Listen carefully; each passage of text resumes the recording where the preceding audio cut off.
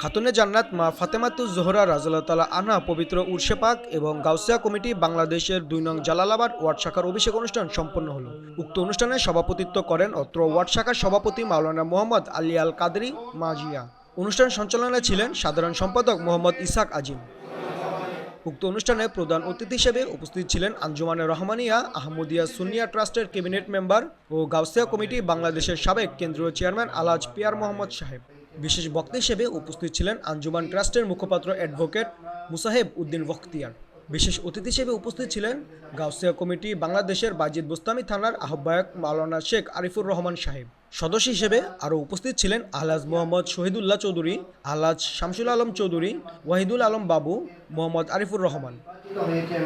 আরও উপস্থিত ছিলেন গাউসিয়া কমিটি বাংলাদেশের ৩ নং পাঁচলাইশ ওয়ার্ডের সভাপতি প্রফেসর শহীদুল হক মণ্ডল, সাধারণ সম্পাদক মোহাম্মদ মহিনুদ্দিন খোকন সহ নেতৃত্ব স্থানীয় ব্যক্তিত্ব।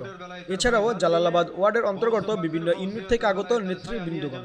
উক্ত অভিষেক অনুষ্ঠানে সকলের অনুরোধে প্রধান অতিথি শপথ বাক্য পাঠ করান।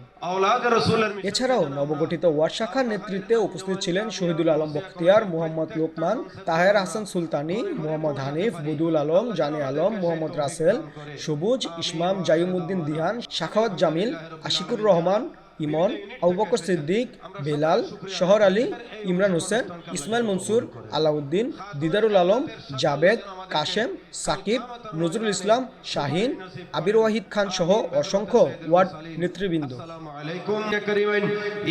ডেস্ক রিপোর্ট, বাজ আনফোল্ড নিউজ।